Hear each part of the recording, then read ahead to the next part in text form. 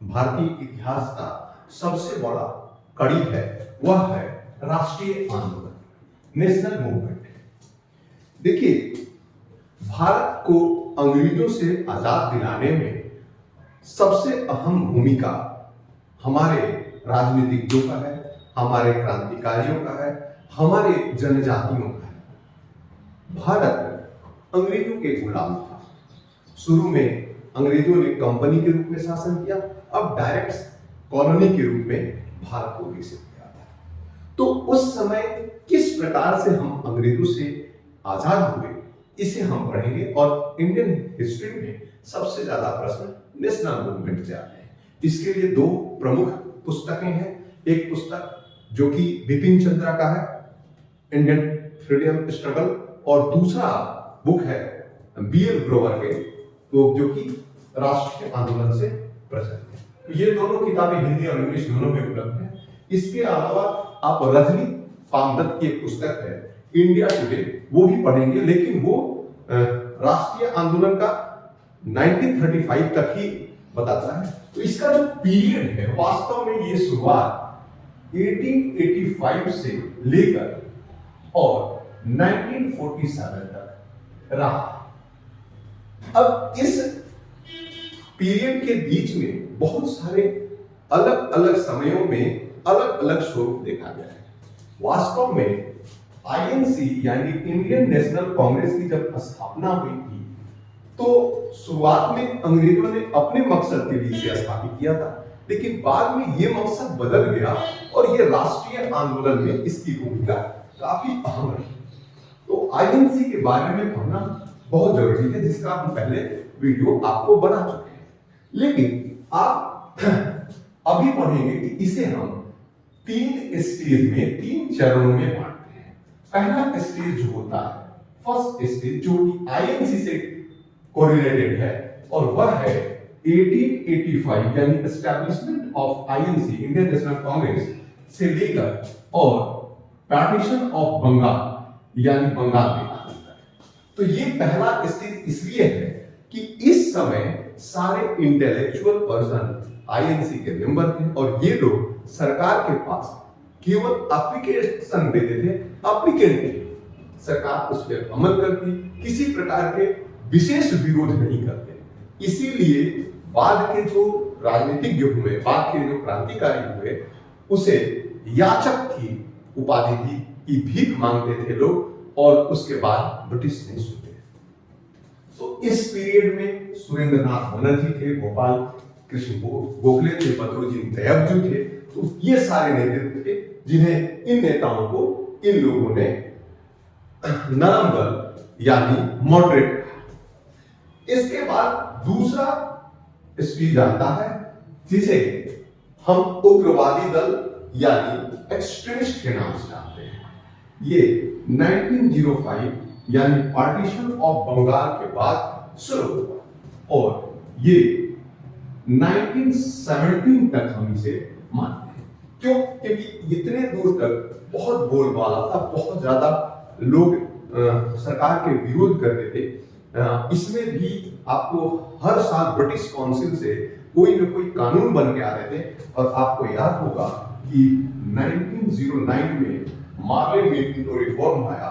उसके 10 ही साल बाद 1919 में मॉन्टेग्यू चेम्सफोर्ड रिफॉर्म आया। ये यूपीएससी में आया हुआ प्रश्न है कि सबसे कम टाइम में कौन सा रिफॉर्म आया था, तो यही एक मार्ले मिंटो और मॉन्टेग्यू चेम्सफोर्ड। ये 10 ही साल में इस कानून को बदलाव कर दिया। तो ये 10 साल का पीरियड एकदम उठापटक का पीरियड था। इसके बाद थर्ड जो आता है, इसे गांधीयन एरा कहते हैं। ये 1970 में गांधी जी पूरी तरह से राजनीति में सक्रिय हो गए थे, और 1947। तो 3 स्टेज में जो क्रोनोलॉजी पे विशेष ध्यान देंगे कि इस कालक्रम के बीच में जितनी घटनाएं होगी एक दूसरे से कोरिलेट करके पढ़ेंगे, क्योंकि जब तक कोरिलेट करके नहीं पढ़ेंगे तो हमें याद नहीं होता है। हिस्ट्री की सबसे बड़ी परेशानी क्या होती है, उसे हम भूल जाते हैं। तो इस चीज को ध्यान में रखने के लिए हम लोग ध्यान दें। तो देखिए, शुरुआत में बहुत सारे रिवोल्ट हुए, जिसमें ट्राइबल्स रिवोल्ट या रीजनल रिवोल्ट हुए। उस रीजनल रिवोल्ट को दूर करने के लिए, उसे कम करने के लिए, सारे एसोसिएशन को छोटा करने के लिए ये वाला पीरियड इंपॉर्टेंट है। इस पीरियड में आईएनसी का एस्टेब्लिशमेंट होने का मेन कारण था कि अगर एक ऐसा ऑर्गेनाइजेशन बनाया जाए जिस ऑर्गेनाइजेशन के द्वारा हम लोग एक ही बार में भारत में हो रहे अलग अलग क्षेत्रों के अलग अलग स्थानों में हो रहे रिवोल्ट के बारे में जाने, इसीलिए इसे सेफ्टी वॉल्व के रूप में हम जानते हैं।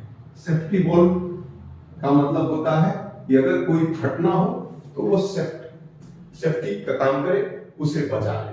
तो इस प्रकार बहुत सारे रिवोल्टों को कम करने के लिए कांग्रेस की स्थापना की। अच्छा, इसमें जितने भी लोग थे मैक्सिमम बैरिस्टर यानी एडवोकेट थे।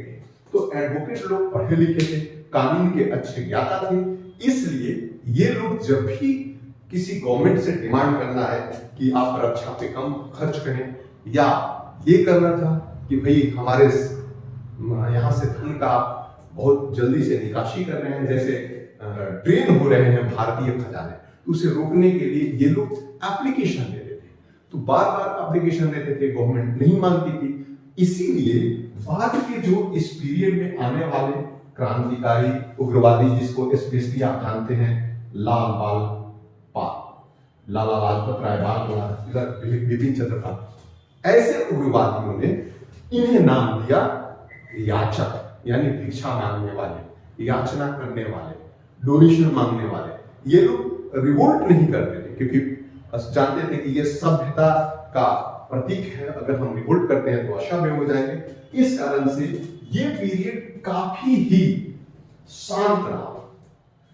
अब इस पीरियड में कोई बड़े रिवोल्ट नहीं हुए, कोई बड़े वैसे काम नहीं हुए, लेकिन आपको हम बता दें कि बहुत सारे सुधारवादी वर्क जरूर हुए।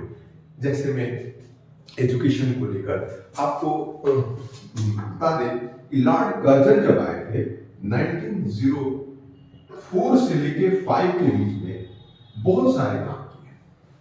जैसे यूजीसी जो यूनिवर्सिटी ग्रांट कमीशन है 1904 में बना, फिर पुलिस सिस्टम बना, यानी जितनी भी कानून व्यवस्थाएं हैं, जितने भी आयोग बने, रेलवे बोर्ड बने 1905 में, तो जितने बोर्ड ऑर्गेनाइजेशन बनाने का काम इस समय तक किया गया, ताकि वे, इनका मकसद ये नहीं था कि हमें भारत को आजाद कर देना है। अंग्रेजों का मेन मकसद था कि ऐसी कोई व्यवस्था बना दी जाए जिससे हमारे रेवेन्यू हमेशा आता रहे, और भारत एक बहुत बड़ा देश है, यहाँ से रेवेन्यू आसानी से कलेक्ट हो सकता था। अब दूसरा पीरियड यानी सेकेंड स्टेज, ये बहुत ही इंपॉर्टेंट है, और यहीं से रियल में राष्ट्रीय आंदोलन जिसे कहा जाता है उसकी शुरुआत होती है। तो यहां से पढ़ना इसलिए जरूरी है कि इससे पहले हम अंग्रेजों के खिलाफ खड़ा नहीं होते थे।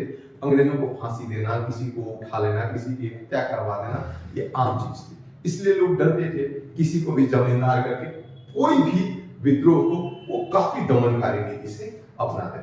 लेकिन पहली बार इसके बाद जनसंघ यानी कि बहुत ज्यादा में मॉब इकट्ठा होने लगा, और यही कारण है कि इस भीड़ के कारण ही अंग्रेज डरने लगे, और यहीं से राष्ट्रीय आंदोलन शुरू हो गया। अगर हम पीछे का इतिहास देखें तो 1857 में भीड़ इकट्ठा जरूर हुई थी, लेकिन वो भीड़ उन लोगों का थी जिनका पर्सनल दुश्मनी था। किसी को पेंशन नहीं आ रहा था, किसी को राजनीतिक पोजीशन नहीं मिले था, सैनिकों को अच्छा दर्जा नहीं मिला था, इसलिए 1857 में रिवोल्ट हुए। लेकिन यहाँ पर आम जनता प्रभावित हुआ, और जब आम जनता सड़क पे कभी भी आ जाए, आज भी आ जाए, तो तख्ता पलटने में, चाहे वो फ्रांस का इतिहास देख लीजिए, या जर्मनी का देख लीजिए, या अमेरिका का इतिहास देख लीजिए, तो आम जनता का इन्वॉल्वमेंट 1905 में हुआ। उसी समय डिवाइड एंड रूल सिस्टम आया। तो ये खूब डालो राज करो, क्योंकि राज करने के लिए भारतीय धीरे धीरे पढ़े लिखे होते जा रहे थे, और भारतीय नेता भी सामने आ जाते थे जो कि लोगों को समझाने में काबिल भी हो गए थे। इस कारण से जैसे तिलक, उन्होंने गणेश उत्सव और शिवाजी महोत्सव जैसे त्योहार मनाकर लोगों को मजबूत करने का तैयार। तो अचानक विस्फोट नहीं हुए थे, पूरी तरह से योजनाबद्ध तरीके से चारों तरफ से लोग एकत्रित हुए और इसका विस्फोट कब शुरू हुआ वो होता है। तो 1905 यानी 1905 लॉर्ड कर्जन की सबसे बड़ी गलती कहिए या भारत का भाग्य। 1905 में लॉर्ड कर्जन ने ये दर्शाते हुए बंगाल सबसे बड़ा प्रोविंस था, तो बंगाल को दो पार्ट में डिवाइड कर दिया, एक ईस्ट बंगाल और दूसरा वेस्ट बंगाल। अब देखिए भारत जो है वो इसका अगर चौहद्दी मापे तो इधर ईस्ट है, इधर वेस्ट है, इधर साउथ और इधर नॉर्थ, और यहां पर यानी ईस्ट के तरफ में वेस्ट बंगाल है, जबकि वेस्ट इधर है। वेस्ट बंगाल क्यों है? क्योंकि इससे पहले इस एरिया में ईस्ट बंगाल था। तो क्या था?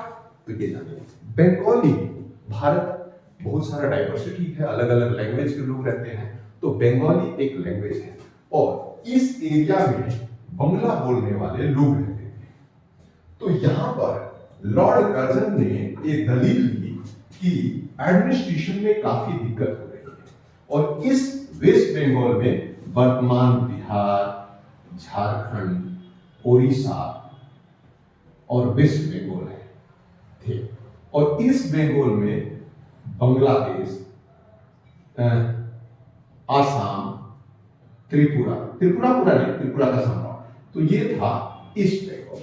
तो इन्होंने पार्टीशन करने के लिए कुछ कॉजेस दिखाए गवर्नमेंट को। पहला कॉज दिखाया कि यहाँ इतना बड़ा एरिया है, इसे अगर डिवाइड कर दिया जाए दो प्रोविंसों में तो इसमें रूल करने में आसानी होगी। पहला इन्होंने दिखाया एरिया को दिखाया कि बहुत बड़ा एरिया है, तो इसमें एडमिनिस्ट्रेशन के लिए दिक्कत हो रहा है। दूसरा उन्होंने कॉज दिया लैंग्वेज, यानी इधर जो रहते हैं वो पूर्णतः बंगाली बोलते हैं और इधर मिक्स्ड बंगाली बोलते हैं, जैसे भोजपुरी, बिहार में भोजपुरी बोला जाता है। अगर आप अभी भी जाइएगा तो पूर्णिया या इस कल्चर में या ये झारखंड के ईस्टर्न पार्ट में, तो उड़ीसा में, तो बंगाली बहुत ज्यादा डोमिनेंसी आज भी है। तो इस एरिया में बंगाली लैंग्वेज था और इस एरिया में भोजपुरी, मगही, उड़िया, ये सारे लैंग्वेज थे। तो इस तरह से दूसरा बेस उन्होंने लैंग्वेज को दिया। और तीसरा उन्होंने कॉज दिया कि इधर के तरफ हिंदू ज्यादा है और वेस्ट के तरफ, ईस्ट के तरफ मुस्लिम है। तो वेस्ट में हिंदू ज्यादा है, ये बिहार, बंगाल, और इधर आज भी बांग्लादेश में देखिए कि मुस्लिम बहुलता बहुत ज्यादा है। तो इस तरह से पार्टीशन हुआ। अब पार्टीशन होने का मकसद कुछ और था। अंग्रेजों ने, अब सबसे पहला चीज हम बंगाल पार्टीशन 1905, इस तरह से कुछ टॉपिक हैं, जैसे 1905 में क्या हुआ, तो क्रोनोलॉजी के हिसाब से सेकेंड स्टेज में कुछ घटनाएं नहीं, ये प्रकृति का या भारत को आजाद होना था, इस प्रकार की संभावित घटनाएं, और ये अचानक नहीं हुआ। जिस तरीके से पूरे विश्व में परिदृश्य बन रहे थे, नए नए देश आजाद हो रहे थे, उसका कहीं ना कहीं इंपैक्ट भारत पे जरूर पड़ा। और अंग्रेज जो भारत के ट्रेड पे डिपेंडेंट थे शुरू में, वो अब रूल पर डिपेंडेंट हो गए।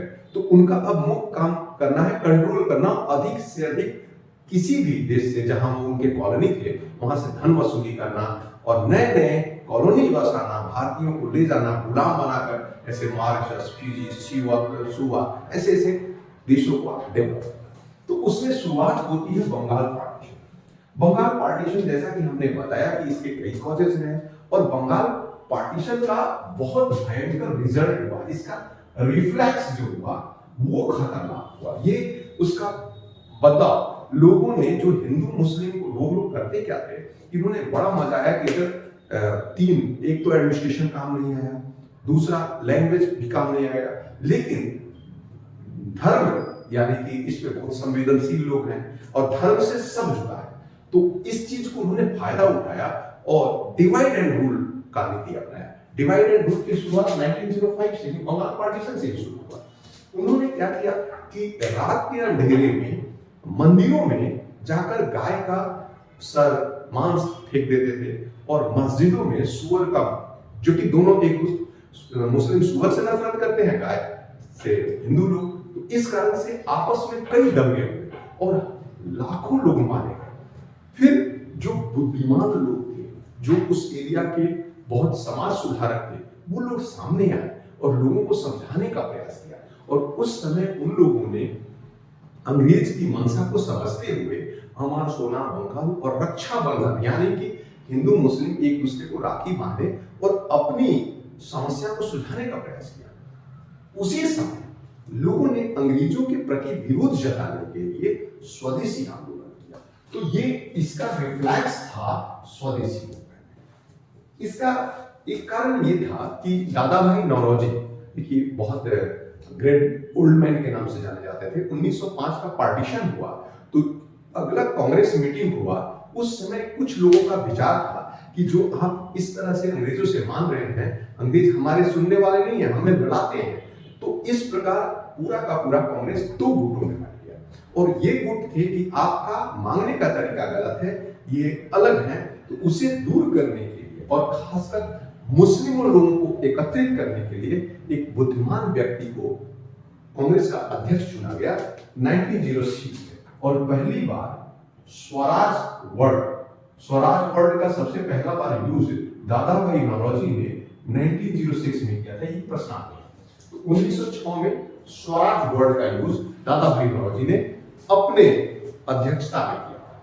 जब स्वराज हमारा जन्म सिद्ध अधिकार है और मैं इसे लेकर रहूंगा, बाल गंगाधर तिलक ने कहा, लेकिन स्वराज वर्ड का यूज ये 1906 में आईएनसी के अध्यक्षता में दादा भाई नौरोजी ने किया था। उसके बाद स्वदेशी का मतलब कि हम अपने यहाँ का बना हुआ कपड़ा पहनेंगे और इसके हर तरह के लोग रहते थे। तो लोगों ने क्या किया कि यहाँ विदेशी सामानों का बहिष्कार किया। और बहिष्कार कैसे किए? तो जगह जगह विदेशी कपड़े जो थे, जो अंग्रेजों के देश से आए हुए, उन्हें होलिका जलाई गई, यानी सरेआम महंगे वस्त्र को जलाकर विरोध प्रकट किया। अंग्रेजों ने इसका बहुत जबरदस्त दमन किया। आपको बता दें कि अंग्रेजों ने उसका दमन इतना जोरदार किया कि बंगाल के कुछ गांवों में जाते थे, ट्रक भर से घर से औरतों को उठाते थे और उनके सारे वस्त्र निकालकर जला देते थे और बिना कपड़े के उन औरतों को छोड़ देते थे। बहुत सारे औरतों ने जान भी दी। इस प्रकार के कर ताकि इस भारतीयों को कैसे संभाला जाए। अच्छा, इसका एक और रिफ्लेक्स हुआ कि अंग्रेजों ने उन्हें सलाह दी, जो ढाका के नवाब थे, कि क्यों ना आप आईएनसी से अलग हो जाए। ये अंग्रेजों का ही फिक्र था और मुस्लिम लीग की स्थापना इसी का रिफ्लेक्स था। और मुस्लिम लीग कांग्रेस के मैक्सिमम कार्यकर्ता कांग्रेस को छोड़कर और जो मुस्लिम थे वो नए लीग में शामिल हो गए। तो अंग्रेज अपनी मंशा में कामयाब है कि कांग्रेस को दो पार्ट में बांट दिया। यहाँ तक कि कर्जन कहता था कि हम कांग्रेस को डूबते हुए देखना चाहते हैं और इसके ताबूत पर अंतिम तीर हम ही ठोकेंगे। ये कर्जन का प्रश्न है। अब क्या हुआ कि जब मुस्लिम लीग अलग हो गए, इसके बावजूद भी कांग्रेस के लोग इस बात को नजरअंदाज करते रहे। जैसे भारत पाकिस्तान का बंटवारा हुआ तो उस समय कहा गया कि मुस्लिम पाकिस्तान जाएंगे और हिंदू हिंदुस्तान में रहेंगे, लेकिन बाद में यहाँ के लोगों ने नहीं कहा कि यहाँ सारे धर्म के लोग रहेंगे, पाकिस्तान जो गए उनको जाने। उसी तरह से मुस्लिम लीग, यहाँ एक बार और हिंदू मुस्लिम हुआ और मुस्लिम लीग जो बना, उस मुस्लिम लीग में मुस्लिम गए, लेकिन कांग्रेस में हिंदू कुछ मुस्लिम रह गए। अब कुछ मॉडरेट थे तो एक्सट्रीमिस्टों ने 3 दिन चलता था कांग्रेस का अधिवेशन, दूसरे दिन ही बवाल कर दिया और इस सूरत स्प्लिट के नाम से जानते हैं, यानी सूरत में आईएनसी का जो बैठक हुई थी उसमें 2 भाग में बढ़ गए, मॉडरेट और एक्सट्रीमिस्ट, गरम दल और नरम दल। ये लाल बाल पाल और इसमें नरम दल में वही दादा भाई नौरोजी, गोपाल कृष्ण गोखले। अब यहां पे हुआ कि गरम दल जब अलग हुए तो उन लोगों ने युवाओं के मन में एक अलग सा विचारधारा डाल दिया कि अंग्रेजों को भगाया जाए, अंग्रेजी संपत्ति को नुकसान किया जाए। अब खुदीराम बोस और प्रफुल्ल चाकी। बिहार के एक मुजफ्फरपुर जिला है। एक्चुअली होता क्या था कि जो अंग्रेज अधिकारी गलती करते थे तो उन्हें बाइज्जत बरी कर दिया जाता था, लेकिन इंडियंस से अगर गलती होता था तो उन्हें बहुत सारे दंड देने पड़ते थे। तो इस प्रकार के जब निष्पक्ष की जगह पे पक्ष लिया जाता था, जिससे स्थानीय काफी नाराज थे, और इसका परिणाम ये हुआ कि प्रफुल्ल चाकी और खुदीराम बोस ने तय किया कि हम लोग जो मुजफ्फरपुर के जज हैं उनके बग्घी पर हम बम फेंक कर उड़ा देंगे।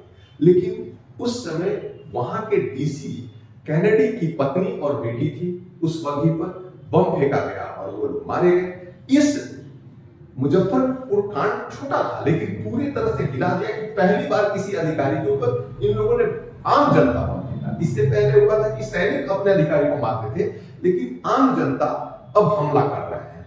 तो सुरक्षा की दृष्टि से ये खतरनाक कदम था भारतीयों द्वारा।